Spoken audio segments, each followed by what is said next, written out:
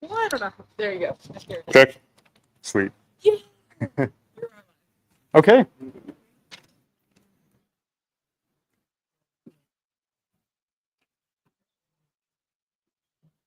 Awesome. So we are live. Yeah, it looks like we have a couple more people coming in, so we'll kind of hold off for just a sec. But yeah, thank you all for showing up this morning. My name is Eric. For those of you who don't know me or haven't seen me around here before, I'll give you a little bit of backstory about myself. I started working here about 10 years ago now. Oh, Might need to go up on your check. There we go. Okay.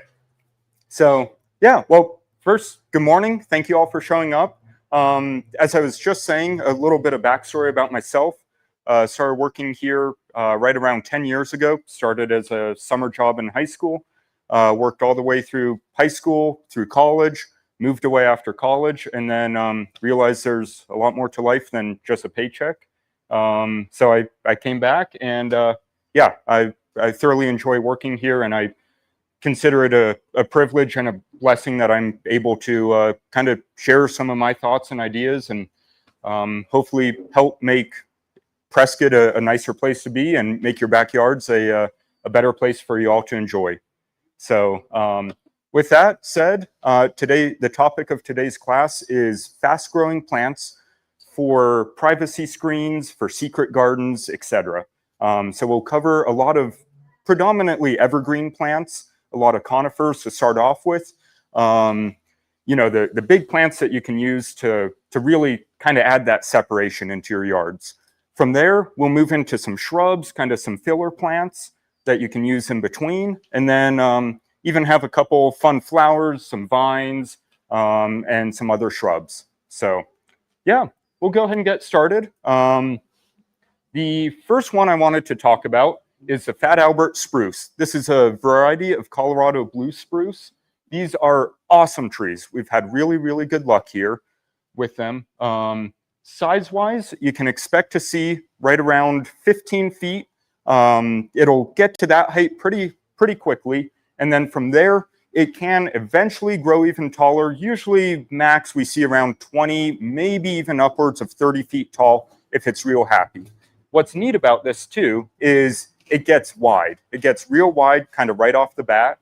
So yeah, max right around 25, maybe 30 feet tall. And width, it'll get up to right around 15 feet in diameter at the base. So it's an awesome tree just to kind of help block, separate.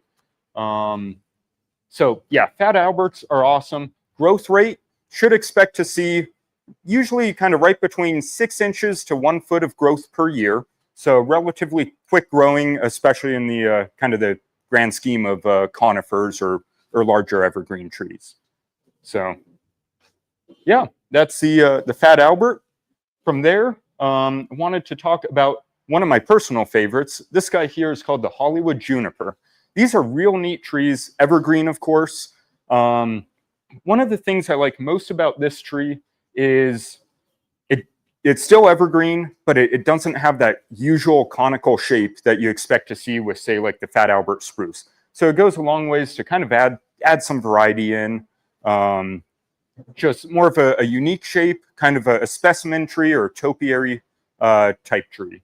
So size-wise with these, should expect to see probably right around 20 feet tall 10 feet wide, maybe a little bit less, kind of depending on how happy it is in its spot. So, and before I move on, anyone know when the best time to plant a tree is? Last year. Yes, sir. Yep. Best time to put a tree in the ground was last year or 5 years or 10 years ago. That being said, this time of year is fantastic to plant a tree. We're finally starting to kind of cool off. Most of the summer heat has come and gone. So if you get a tree or really any plant in the ground right now, it still has a couple months to sort of get established, get rooted out before it kind of starts winding down for the winter. And then that being said, next spring, once we start warming up, you already have roots in the ground. Those roots have already started to go out, explore. So yeah, you get a tree in now, takes a lot of the shock and the stress off come next spring and into next summer. So, okay. Neat little guy. We just got these in yesterday. Really wanted to talk about this in today's class. This is the weeping white spruce. Really, really unique plant. You know, instead of the traditional, like what you see with the Fat Alberts, where the branches just spread outwards. Okay. That's what the chair is for. Yeah. Won't be lifting all the plants. No. Some of these are weigh twice as much as I do, but yeah, this guy is awesome. Size-wise with these, should expect to see probably close to around 30 feet tall, but it's neat because it's a more narrow tree. Usually base kind of at the widest part of it, it'll only get 6, maybe 8 feet wide. So if you have an area that you really want height, maybe on a hillside to block off some neighbors, but you don't have all the width that you would usually use to use a, use one of the like Fat Albert spruces or a wider tree, this is awesome. Dense foliage kind of helps to block out any views you want. Neat thing too about trees is just having this foliage, it goes a long ways to block off noise and light pollution. When I mentioned that I moved away, I was working in California, I was flying drones for wildfire mitigation out there. And it was incredible. One of the biggest takeaways or biggest things we noticed is if you're out in the middle of the desert, say Palmdale, you can hear these big drones that we're flying, you can hear them from a mile away. If you're in a more wooded area, it is just insane how much the trees and foliage helps to block off noise pollution. So yeah, kind of a cool takeaway that I found when I was out in California. But yeah, the weeping white spruce, incredible tree, very, very versatile. You know, it'll grow just fine all summer long here. That being said, it can go down to -2, which means that this guy's cold hardy to like -50 degrees. So, and they do tend to grow really, really well here in Prescott. So kind of a cool one. Again, as I said, more unique. It's not just that classic conifer, conical shape. Just want to mention one thing. Sorry, I might be chiming in. Give me your microphone. I will say, if you live in like PV or Dewey, those kind of mildly hotter environments, your spruces will need a little bit more moisture out there. As you can tell, they are very short needled. So short needled, they can't hold as much moisture, so they need a little bit more help. So I noticed this last winter into this summer, those spruces took a dive because they weren't getting enough moisture or water to help them through. So the people lost the tops, they lost the outsides. So just something to think about. Whereas pines, cedars, the ones at the end, they can handle that heat better because they have way longer needles and they can hold more moisture. So just think about the tree you're putting in your neighborhood, depending where you live. So again, spruce can do just fine. You just need a little bit more help with water, stuff like that. The other thing I'll mention is a lot of people ask me on spruces or things like that, do I have to trim up the bottoms? When they get bigger, do I want these limbs to touch the ground or do I want to cut them up? And that is simply preference for you. As he said, these things don't just catch on fire. They're pretty, I mean, keep them cleaned out. but they can touch the ground if you like, or if you don't want. I think I trimmed my big spruce, I trimmed a foot up. So the outside limbs still touch, but I cleaned up the inside so things can't hide in there. Sometimes rats might get in there, stuff like that. If you just keep it cleaned out or slightly trimmed up, you can do that. And it won't hurt the tree or anything like that. They'll do just fine. So just thought I'd answer that. Sorry. There you go. All good. Thank you. So one other thing I should mention with all these trees, a lot of times, you know, for winter, these trees are kind of dormant. That does not mean that they do not need water. We're still in Arizona. It's a very dry climate. Even when we get snow, 10 inches of snow usually equates to less than 1 inch of rain. So we highly, highly recommend all these trees should be getting additional water kind of over the course of winter. Usually we recommend, you know, it's minimal, especially compared to the summer, but usually right around once every 2 weeks, so about twice a month throughout the winter. Go out, give it a good heavy deep soak. That'll just keep it happier, kind of give it the head start for the summer, because all these conifers are real slow to show their stress. And a lot of times, you know, if you aren't watering over winter and the tree still visually kind of looks okay, you'll see all that stress come on come April, May, when we really start to warm up. And at that point, it's a lot harder to pull that plant back out of the stress than opposed to, you know, just keeping it set up and happy throughout the season. So yes, please water your plants over winter. It's minimal, marginal, but we find that all the trees here, or just about any plants, tend to do so much better come next season when we really start to heat up.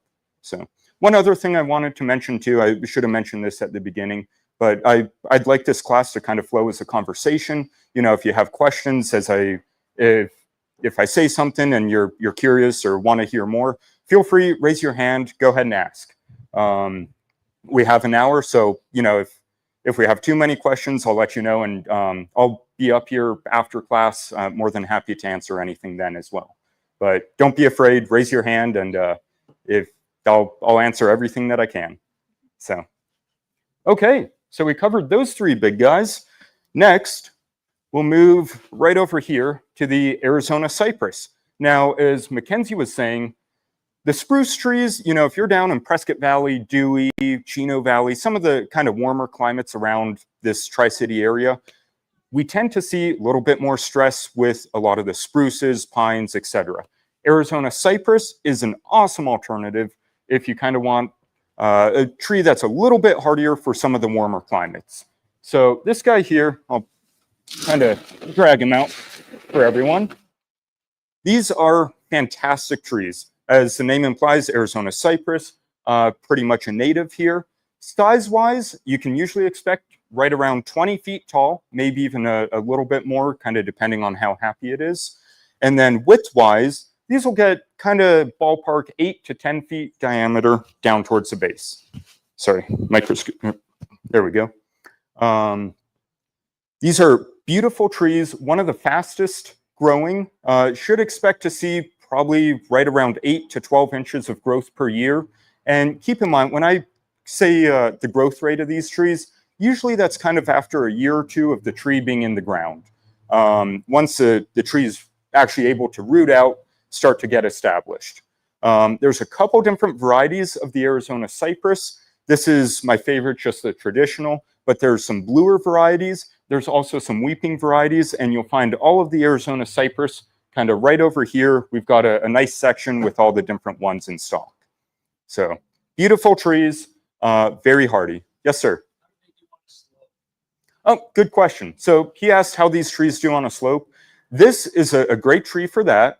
One of the best things about planting on a slope is it can really, really help out with erosion control. You know, as soon as those roots start to spread out, that's going to go a long ways to help retain the soil, come heavy rainfall, etc. So yeah, really no hesitations with planting on a slope. If it's an extreme situation, you may have to do a little bit of backfilling or just kind of help the tree out, get the ground prep beforehand. One other thing that I do recommend for these, or just about any other tree that we sell, is staking. Stakes go a long ways to help get the roots established. and just help promote the health and the size of the trunk, as opposed to, you know, some of these areas around here are quite windy. Prescott is a windier place in general. So staking the tree takes a lot of the stress off the roots. It's able to focus on spreading those roots before, you know, it's just getting beat back and forth with the wind. Yes, sir. On that, the staking, the length of time you leave something staked, because in a different neighborhood I lived in, they had trees that were staked for a couple of years, thinking longer was better. They removed the stakes. The next storm we got snapped a lot of them. So how can you tell it's time to take the training wheels off? Yes, great question. Anyone who didn't hear, he was asking, you know, how long should you leave a tree staked?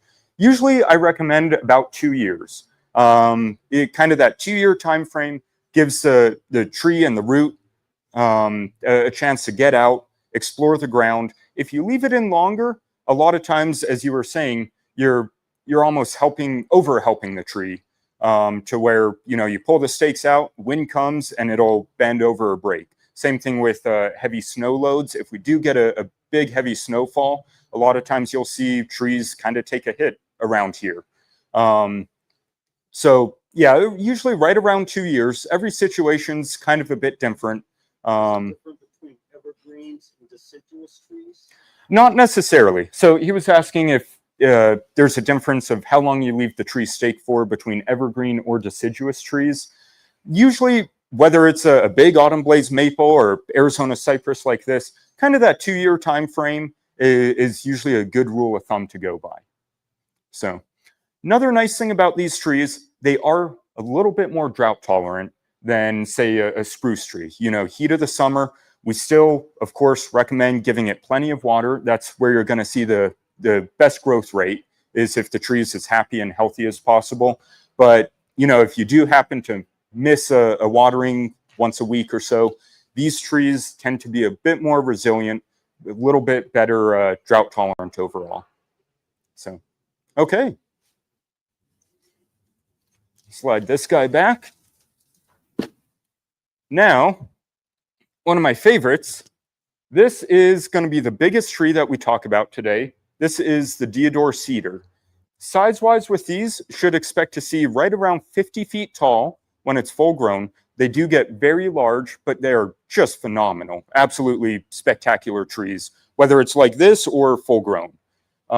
So height, looking 40, probably upwards of 50 feet, kind of depending on where you are and how happy the tree is. And then width-wise, these can get up to 20, 30 feet in diameter. So definitely the largest out of all the big trees that we're talking about today. This is also one of the quickest growing. Once it's established and happy, it's not unexpected to see more than a foot of growth per year. Real happy versions of these trees, probably close to 2, maybe even towards 3 feet of growth per year. So very, very quick growing. Another neat thing about these is, if you're familiar with spruce trees or pine trees, you'll know if the tree gets stressed out, it'll tend to lose needles, you know, whether that's kind of midway through the branches or closer along the trunk. If a spruce or a pine loses its needles, it can be very, very slow to kind of regrow or re-needle. The deodar cedars specifically are very, very quick to re-needle. So if you're looking for privacy, this is a tree that pretty much stays full and dense throughout the whole lifetime. So yeah, awesome tree, spectacular, especially if you're kind of higher elevations up towards Hacienda, Mountain Club, Copper Basin, etc. These are spectacular. That being said, you can still grow beautiful ones. I know there's some real pretty ones, even down in Prescott Valley, some of the warmer climates around here. So beautiful tree, very quick growing. Highly recommend this to anyone who has a space, or if you just really, really want something dense and big to fill in, block off a road, or noise or light pollution. So, okay. So that's pretty much it for the big conifers that I wanted to talk about. That being said, there are plenty of other varieties. These are kind of some of my personal favorites that I wanted to mention, and some of the trees that we've had really, really good luck with. Yes, sir. Sorry, you have a lot of trees out in the parking lot. Yes, we do. Not all those are representative, I don't think, here. I guess I'll jump to the main thing. Fire-wise is a big thing in my world right now as I manage an area. Any of these more safety-wise, as she had mentioned, you know, letting them go close to the ground, where a lot of fire-wise guidelines is to trim them up, but not all trees are Roman candles if they get exposed and versus others. So could you talk to that? Yes, absolutely. So he had a great question about fire-wise plants or just these trees. One thing I will say is spruce trees, the sap in it tends to be an accelerant for fire. I've experienced that backpacking. You know, if it's cold and wet and you're trying to get a fire started, cut down a spruce tree or get some of the branches. They tend to light very quick. The Arizona cypress doesn't necessarily retain as much moisture, or it's not quite as quick to light up. Same with junipers. Those also tend to be pretty good plants as far as fire-wise. The biggest thing is, as opposed to the specific variety of the tree, is just going to be how you plant it, how you trim it, you know, proximity to the house or whatever you're trying to protect. That's a big thing. So, and we do have some more information on that. And there's also quite a few other companies around town, or any of the fire stations are usually pretty good resources too, if you're looking for real specific information as far as that's concerned. So, and regarding all the trees down in the parking lot, you know, 2 days ago, we got in a giant, pretty much a full semi full of trees. It was a bear to unload. We're still all a little bit sore from it. But yeah, there's quite a few different varieties. As I said, these are kind of the ones that I wanted to talk about as being most pertinent for just kind of blocking out the quick growing.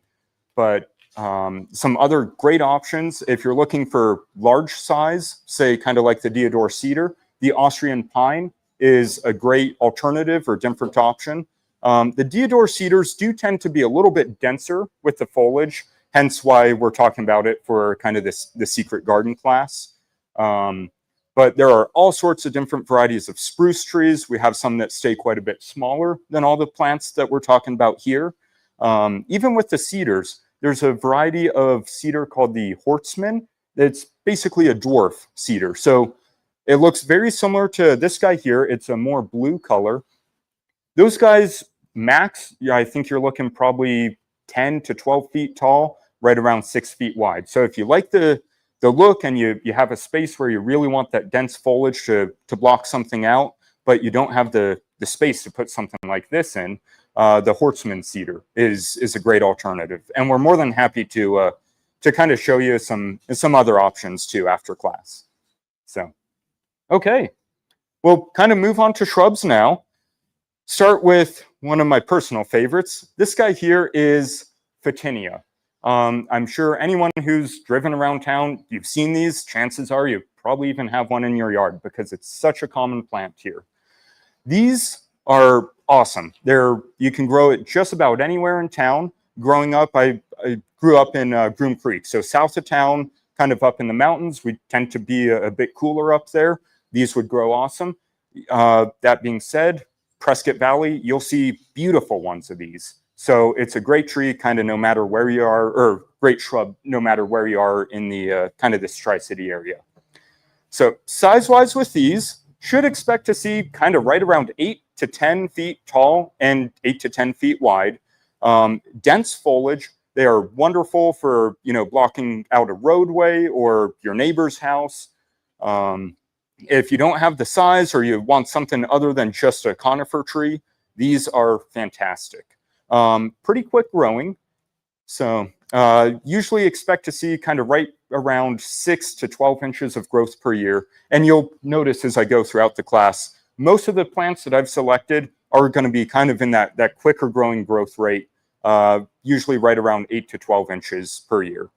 So this specific variety is called the Fraser's Photinia. This is the most common one that you see around town, kind of the classic regular Photinia. We also carry another variety called the Red Dynamo Photinia. That's a specialty plant kind of grown and specialized by Monrovia. Those are neat. Basically the same size, same height, same growth patterns. Those tend to have a little bit denser foliage. So if you're really, really looking for a dense screen or a real good barrier, the Red Dynamo is a great option as well. Those also tend to be a little bit more fungal resistant. But that being said, they are extremely hardy plants, whether you go with the Fraser's Photinia or the Red Dynamo. Highly recommend them. They are just one of those plants that tends to grow well just about anywhere you put it here in town. So beautiful plants, as I said, one of my personal favorites. It is evergreen, so you get to look at this year round. Another neat thing too is the new foliage that comes out, you can see on all these tips, comes out red. So you aren't just looking at a bright green plant year round. You do have some color variety, some variation pretty much year round with these. So, yes. Good question. So she asked how the heat resistance was. From my experience, they're actually very, very hardy. As I was saying, I've seen some beautiful ones down Prescott Valley, out in Chino Valley, you know, to areas that tend to be a little bit warmer. Even in Dewey, I've seen some nice ones of these.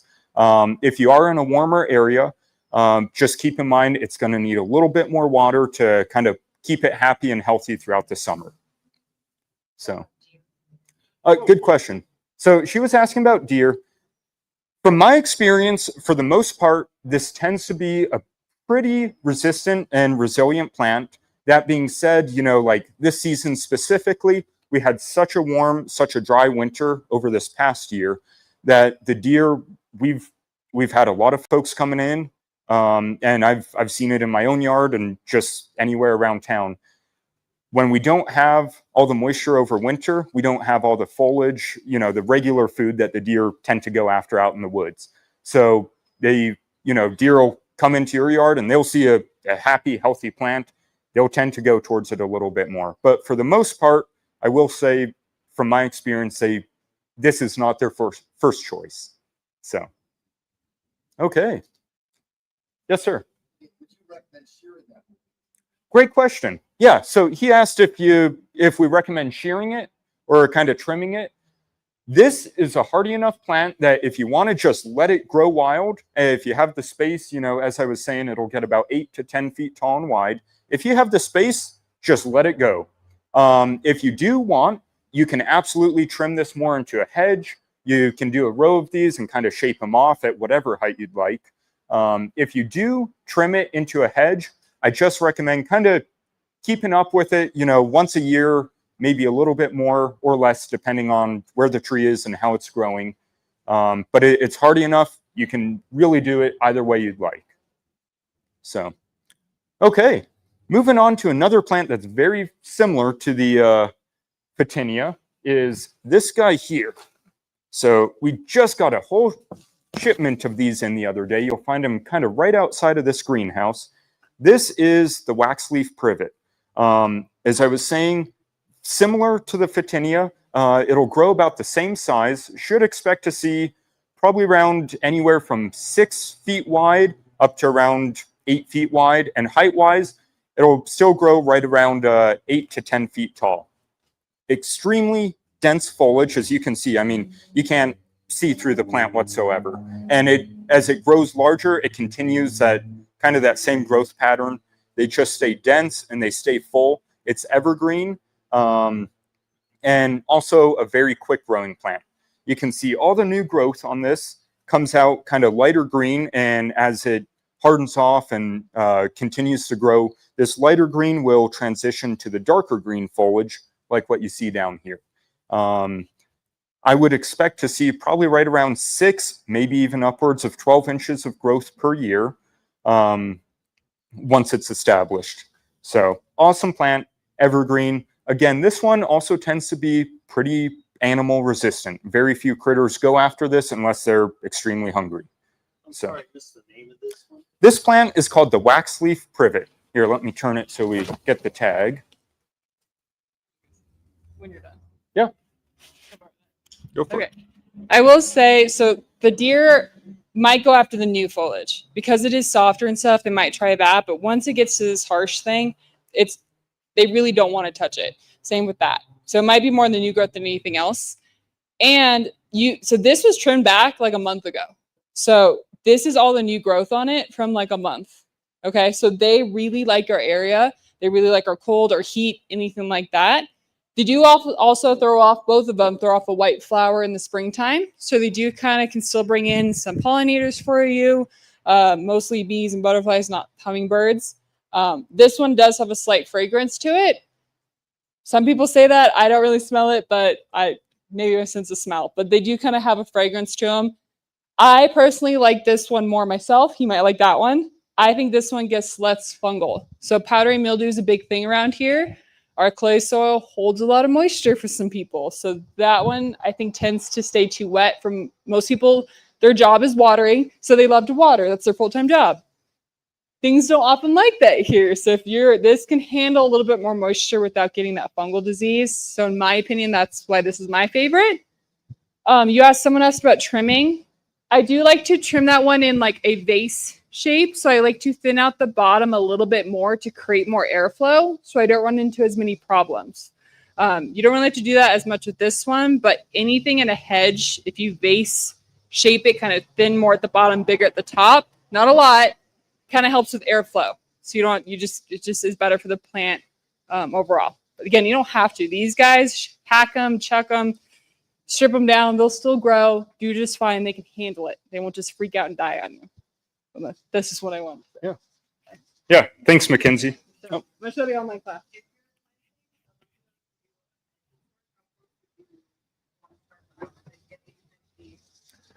Yes. Yeah. Great question. So she asked, if you're planting a bunch of these in a row to do a hedge, how close do you want to plant them in proximity to each other? What I usually like to do from that is just look at how wide the plant is going to get. So for example, this one here, as I was saying, 6, maybe a little bit more feet in width. So I would do basically about 6 feet from this trunk to the next trunk. You could go a little bit more if you really want to kind of a dense screen. But if you leave a little bit of air or a little bit of air in between just for wind to come through and more light to come through, they tend to also grow just a tad bit better. But yeah, basically however wide the plant is going to get, try and do that, because if this is 6 feet wide, it'll grow about 3 feet in diameter or in radius on each side. So if you do another one, say over here, that's also going to grow about 3 feet. So that'll kind of get it right in that ballpark of the plants coming together and meshing. So.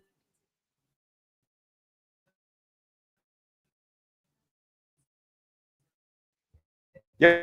Yes. Great question. So she asks, if this is going right up to a rose, are you going to run into issues, or is that okay? I prefer to leave a little bit of wiggle room just so you still have airflow going down through the foliage and you still get sunlight to some of the lower foliage. From my experience, I don't think you would necessarily have an issue if this was in real close proximity, but if you're able to, I would still try and give it just a little bit of wiggle room in between. So, and earlier what Mackenzie was saying about fungal issues, it is something that we see quite commonly here. People always bring in diagnosis, whether it's a rose, photinia, or just about any plant for that matter. Fungal can be a big issue here that's primarily contributed to all the clay and caliche that we have in our soil. Anyone who doesn't know, caliche is a mix between clay and the decomposed granite that we have.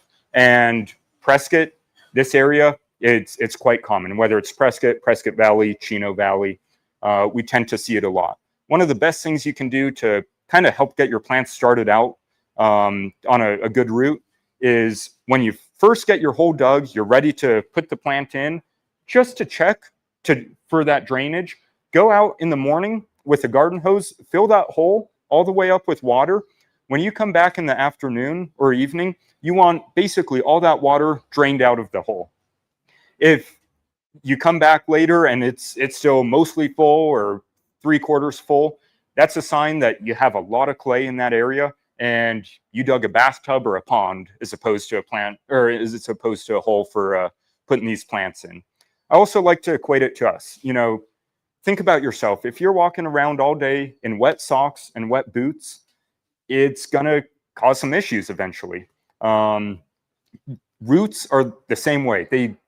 For just about all these plants that we're talking about today, the roots want to dry out in between watering.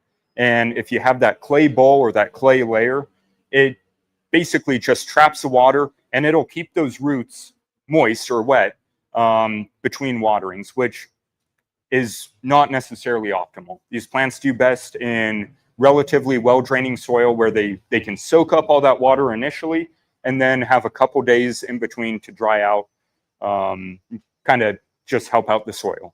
So, okay, perfect. So that was the wax leaf privet. Again, awesome plant, real quick grower, and very dense foliage for any sort of privacy screen. Do mixed around junipers. Oh, great question. So he was asking how these do mixed around junipers. As long as this still has a little bit of room to breathe, it can still get some sunlight. You know, it's not completely shaded by a juniper. This should do just fine for you. So, did you have a? Can those be put in a pot of a decent size either one of those actually? Absolutely. Yeah. So he asked if you can put these in a pot, you know, as long as the pot is large enough, these should grow just fine. I usually like to say something around the size of, you know, half a wine barrel or whiskey barrel. That tends to be a good size to get these started off with. Eventually, it may kind of constrict, you know, as 5-10 years down the line. Once the plant really starts to get root bound, it will kind of restrict the overall size, but it shouldn't necessarily affect the health of the plant. Just may keep it a touch smaller than it would get, you know, if it can really spread its roots out in the soil. So, okay. So again, wax leaf privet, awesome plant. Now, yes, this happy little guy here is a euonymus. This is a real neat plant, quite common around this area too. I'm sure just about everyone's seen one of these. Embry-Riddle uses these very, very prevalently in all of their landscaping. So if you ever want to see some real nice full-grown ones, take a stroll around Embry-Riddle's campus. These will get basically the same size as the Photinia or the privet. They tend to be a little bit more narrow, so it doesn't fill out quite as wide, but you'll still expect to see probably around 6 to 8 feet of growth or of height. And then width-wise, probably around 4 to 6 feet wide. Yeah, you know, bring it up here for anyone watching online. This one specifically is called the gold spot euonymus. And again, 8 to 10 feet tall, probably about 6 feet wide. So what I like about this, and reason I decided to kind of showcase it for this class, is it's got some variety. You know, this bright yellow on here, if you have a yard full of evergreens and all you see is green, it's nice to get this in. It just visually helps to break things up. Again, you can plant this in a hedge if you want a nice row of them, or you can just do it individually. Awesome plant, very hardy for this area. Growth pattern, again, very similar to either the Photinia or the privet. Yes, as Mackenzie mentioned, rabbits do tend to go after these. Deer can, if they're very hungry, but that's also part of the nature of gardening here in central northern Arizona, is we have the critters and it's, yeah, there's... One more thing. Yes. Nope. So these like more full sun if you can. They will lose some of their variegation if they're not in full sun. So that's like 4 to 6 hours of sun. So you'll notice in the winter time, because even on the tops of these, they're a little bit more green than they are yellow. That's just because of the sunlight. So back in the summer, it will yellow right back up, and then in winter it goes a little bit more green. So just kind of know that in the space that you're putting it in, more sun is better. Okay. Okay. Thanks, Mackenzie. All right. Perfect. So that kind of, oh, I forgot, I have one more. This guy here. So juniper is a fantastic plant for this area. You know, whether it's a tree like the Hollywood juniper right here, more of a shrub. We even have, but they'll spread about 8 feet wide. This specific variety of juniper is called the mint julep. This will form a very nice, large kind of shrub. It'll get about 6 feet tall and about 8 feet wide when it's full grown. And again, like with the Photinia, the privets, you can trim these back to being a hedge, or you can just kind of let it run wild. You can even trim it more into a topiary plant if you so choose. If you want more of a kind of a specimen or just something unique, you can really trim these. Nice thing about juniper, you can take a hike anywhere around Prescott. You'll find these grown out in the woods, or you'll see them in just about everyone's landscape. So very hardy plant. Just one of kind of our go-tos. Fantastic. Again, this one is the mint julep, but there are so many different varieties of junipers out there. There's pretty much a juniper for just about any situation that you may need to fill something in with. Sorry. Okay, junipers get a bad rap here, so I do have to say this. These ones do not give off the pollen. So the pollen normally comes from the rain. Those are what feed your allergies. These guys, we do the female forms. So we don't, the males are the ones that give the pollen. The females, like this, you can tell as a female, it's got berries. Females usually have the berries on them, and the males kind of pollinate them. So the way they make these guys with the cuttings, they take from a female plant, you're almost always getting a female. Okay, so you really don't have to worry about your allergies here with the ones that we sell. Doesn't mean you won't get allergies, because junipers are everywhere here. Those big guys are everywhere.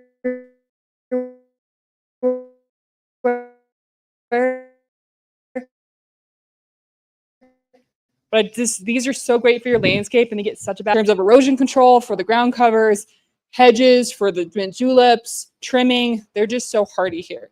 So that's I just have to say it. All right. So now we're finally done with all the big evergreens. So those are kind of the plants that are awesome for, you know, if you really want something big to block out, or if you really are trying to do a secret garden or kind of your own private retreat, whether it's in your backyard or front yard or just about anywhere around your house.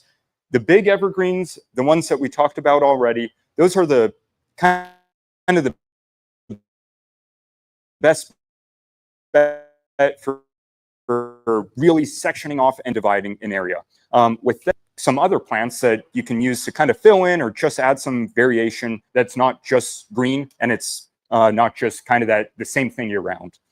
So one of my favorites, very common plant around here and a very hardy one, is Virginia creeper. This specific variety, if you look closely, actually has some variegation on it, which it still grows the same as your traditional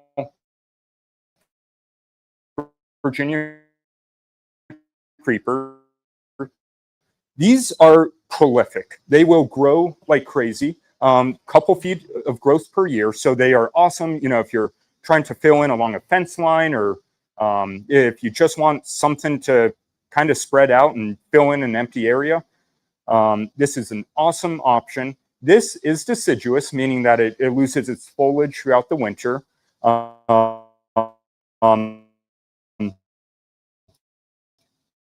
But Virginia creepers are some of the best plants for fall color.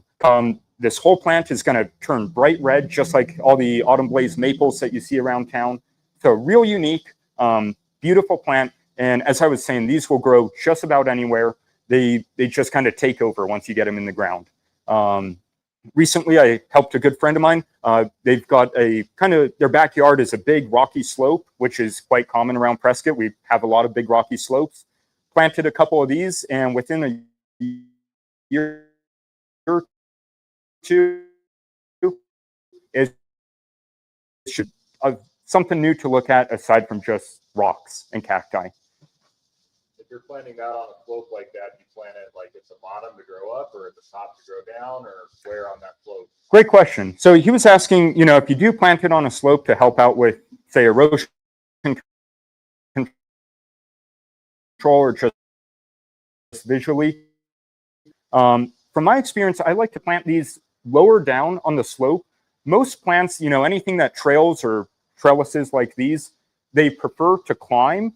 They'd rather grow up than grow down. This will still grow as a ground cover if you so choose, but if you plant it lower down, it will focus more to grow up. And as I mentioned, this one is a variegated variety. We have traditional ones too, and the traditional ones that we have, the non-variegated, you'll find those on an end cap, kind of heading right down towards the store. They are just starting to put on their fall color. They are beautiful, beautiful plants. So really kind of. Now, continuing with deciduous vines, this one here is called the gold flame honeysuckle. Most folks are familiar with honeysuckle. It'll grow just about anywhere in the US, and they grow spectacularly here in Prescott. This variety, the gold flame, has really, really pretty flowers. It is deciduous, so it will lose its leaves, but just like the Virginia creeper,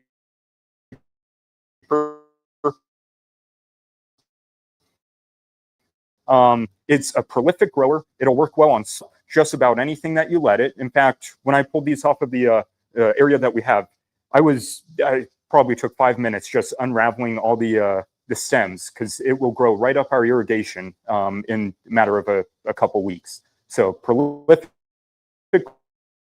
growers, awesome plant for this area. Good question. Yeah, so she asked if this plant prefers full sun or if it can do some shade. Because it flowers, usually we recommend right around 6 hours of sun per day. That's where you'll get the most flowers. If it gets less sun than that, it will still grow just fine. It may not flower quite as prolifically. So, and these pretty much flower all summer long. So awesome plant. Pollinators love it because it kind of has the funnel or the trumpet shaped flowers.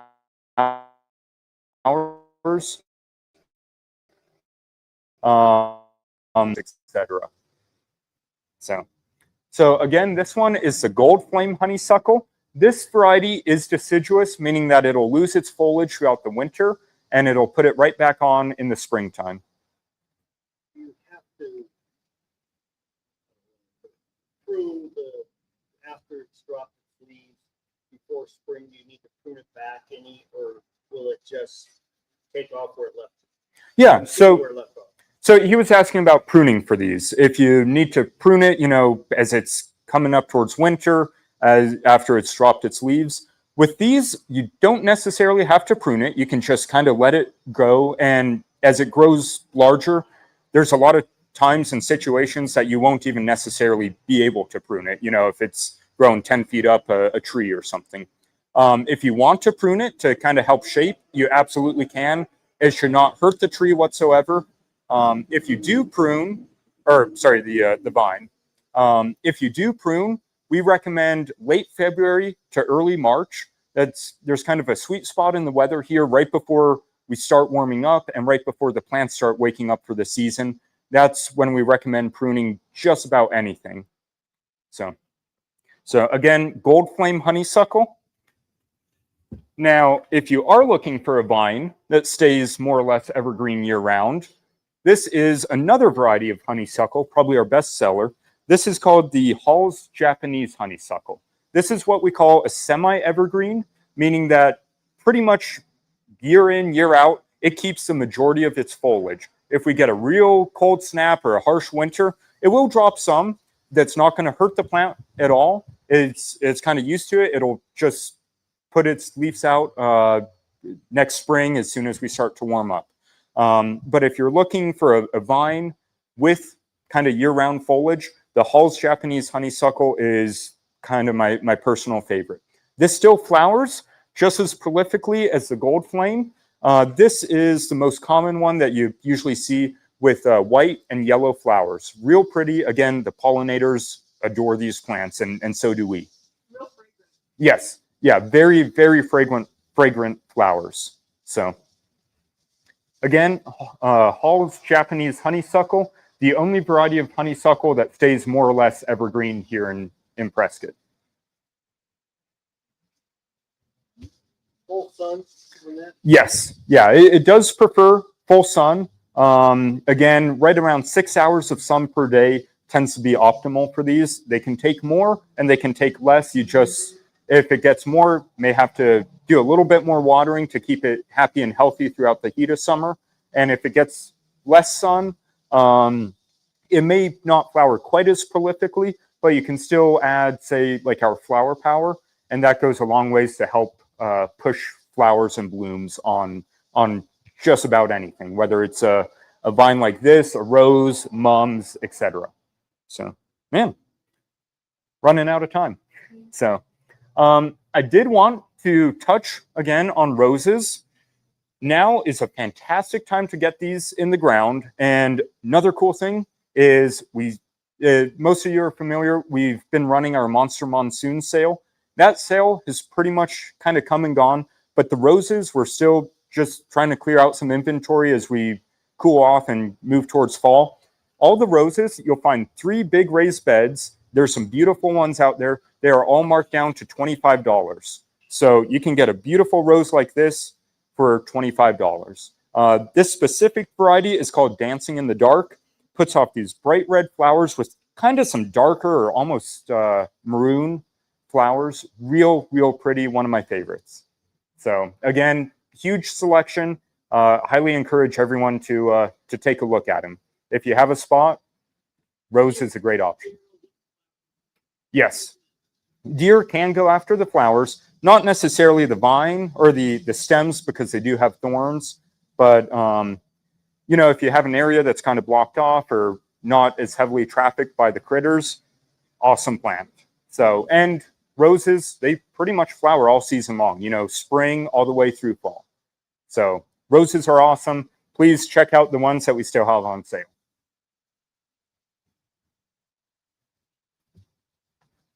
So, plant that we just got in yesterday. I was a little bit surprised to see these come in because it's kind of winding down towards the end of the season for a lot of the flowering plants. But crepe myrtle, these are spectacular. Usually you'll, anyone who's from the South or you've been through Texas, Louisiana, you'll see these grown like wildfire. Here in Prescott, we do get quite a bit cooler than a lot of those other places, but Monrovia specifically has bred a lot of these crepe myrtles to be a bit more cold tolerant. This one specifically is a zone 6, meaning that it can go down to around -10 degrees, which is not the most common for a lot of crepe myrtles, but it means that this one is a fantastic option for here in town. It is one of the later plants to kind of leaf out. It really thrives in the summer heat, but once it starts leafing out and starts growing in the summer, it just looks like this for months and months. The flowers are spectacular. Quite a few different color options. We have some white ones as well. These came in yesterday on our Monrovia shipment. Highly recommend checking these out. This specific variety is going to be a shrub. It'll get around 4 to 5 feet tall and wide. But during the peak of the season, we've got a huge selection of these. We have some that stay even a little bit smaller than these, and some that will actually grow, 15 feet tall, 15 feet wide, more of the tree varieties. So crepe myrtle, wanted to touch on this. Another neat thing about this specific variety, this one is called the Summer Everlasting Red. When the foliage comes out in the springtime, all this green here comes out much darker, kind of that almost a black or a maroon color. And then as the plant grows and progresses throughout the season, it puts on this the green foliage, or the leaves kind of revert back to green. So unique plant. It's pretty much all season long. It's always a specimen or kind of a showstopper in your yard. Not evergreen. I know that because it's not evergreen, it will go to sticks in the winter. Correct. Instead, I'll do it. Deer resistant for the crepe myrtle, more or less, yes. Again, with any of these, you know, resistant only goes so far, kind of depending on the season. Yes, and the deer. So, but yeah, for the most part, very few critters tend to bother these. Okay, wanted to mention this. It's fine, you know, we're cooling off. Finally, time to get some of the fall flowers in. We've got a great selection of pansies, mums. This is my personal favorite out of all the mums right now. This one is called the Summer Sunset. So, and we have yellow mums. We'll get some red ones in. There's a great selection. This is just one of those pretty plants for containers, pots, or even just out in your landscape to add that splash of fall color.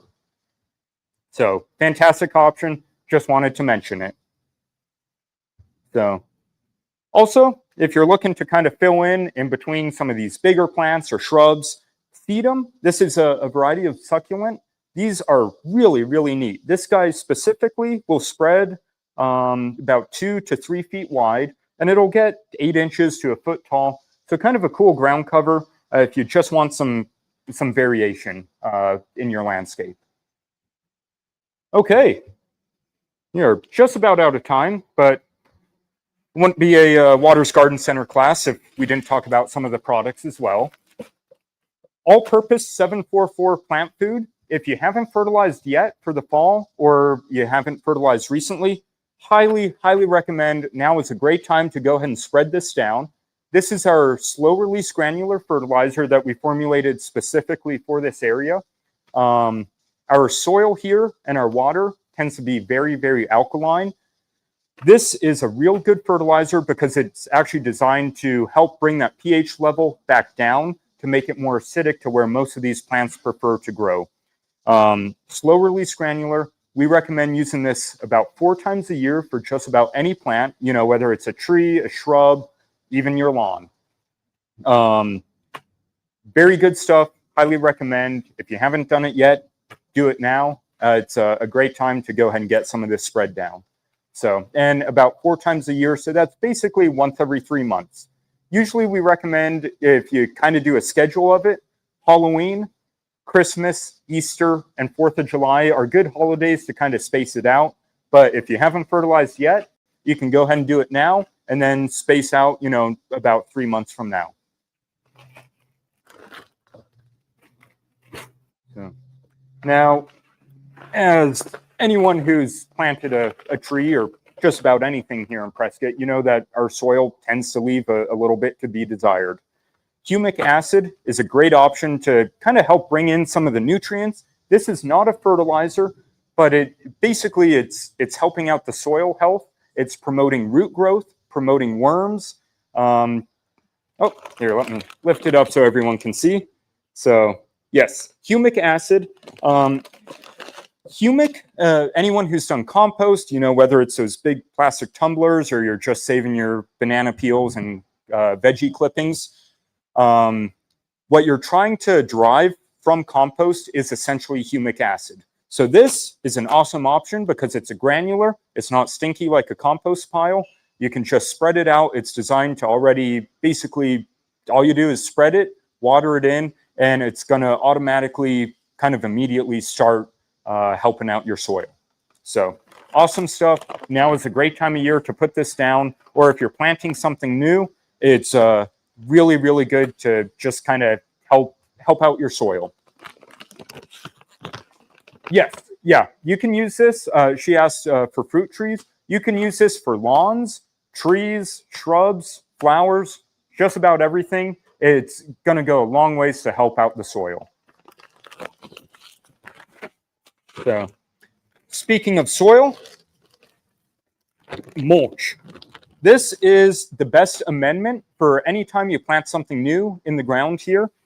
We always recommend doing 1 part mulch to 2 parts of the native soil. So after you have your hole dug and you're ready to put this guy in or any other plant, easiest way to do it, put the root ball in the ground, you know, break up your root ball. And then I like to do 1 shovelful of mulch, 2 shovelfuls of the native soil. kind of mix it in as you go.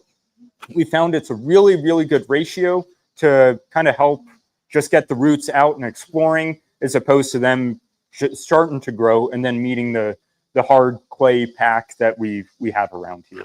So highly recommend mulch. Also, if you buy a tree, shrub, or perennial and buy mulch on the same receipt, that automatically gives you a 2-year warranty. Heaven forbid something happens, we'll cover half the cost of the plant for you. So, and that's if you buy mulch on the same receipt. Okay, last product, root and grow. Anytime you plant something new, this is highly, highly recommended. I use this very, very heavily. It's fantastic stuff. It's not necessarily a fertilizer. It's more designed just to help get the roots established, get the plant established quicker. So, you know, if you plant something and you're looking for max growth rate, or if the plant's kind of stressed out throughout summer, this is an awesome option just to help out with that. So highly recommend the Root and Grow. This is a liquid. It's super easy to use. It's just 2 ounces mixed in with a gallon of water. And we recommend watering any new plant, doing that about once every 2 weeks using this product until the plant really starts to take off and get established. Just goes a long ways to help get these plants started off on the right route. So, okay. Well, that concludes everything I brought up, everything that I wanted to talk about. I'll open this for questions. Again, thank you all for coming. It means a lot, and I hope that I was able to help inform and inspire today.